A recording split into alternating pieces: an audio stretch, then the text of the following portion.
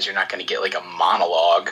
Or it was just a nice, short and sweet promo to just kind of put over that these two guys were together and get over both their characters and provide a little buffer between the matches on the DVD instead of just going match ROH graphic, match ROH graphic. It was a little buffer between tag match after tag match after tag match after tag match. Yeah, our fifth tag match in a row.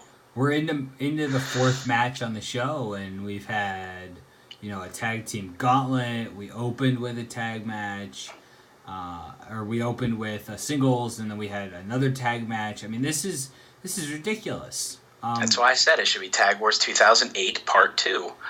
And that's not the name of this show. It's Wrestling at the Gateway, which, for all intents and purposes, makes sense if you consider the location that we're at. But we have Jimmy Jacobs.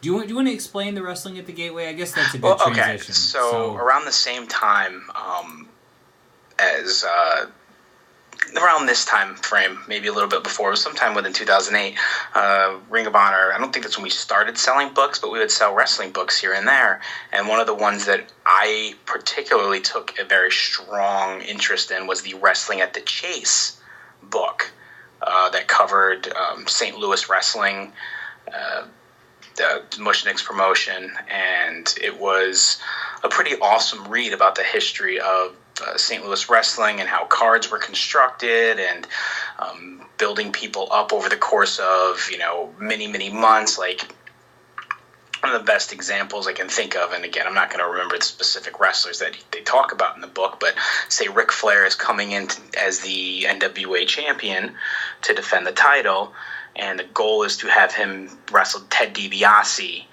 for that belt. So that match is happening in October. You have January, and it kind of shows how you build up Ted DiBiase to be the guy to wrestle Ric Flair for the NWA title, even though DiBiase is, at that point, the beginning of the year, say like a mid-card guy. So the Wrestling at the Chase book, I thought, was a great example of how to construct almost an entire year to elevate somebody, having them with other feuds, and as soon as they're done with that Ric Flair feud, it's not a case of, right now what does DiBiase do? That the program he would go into after the Flair match is already there waiting for him through somebody else, and it was just such a fascinating read to me. So the fact that we were on the outskirts of St. Louis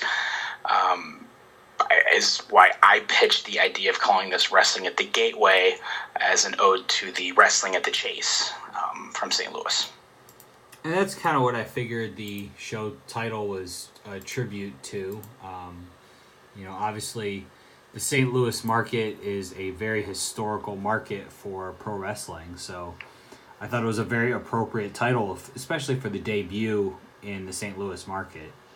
And I don't know if High Spot still has the old Wrestling at the Chase DVDs they used to sell that we would wholesale off them, 10, 12 years ago. But if they do, they're a pretty cool thing to check out. There was some pretty awesome material on the DVDs. Yeah, I highly recommend it. I know Larry Mushnick put together some incredible records, and I've got the book myself, and I've read it. It's absolutely fascinating. By far one of my favorite wrestling books that's not a specific biography or autobiography.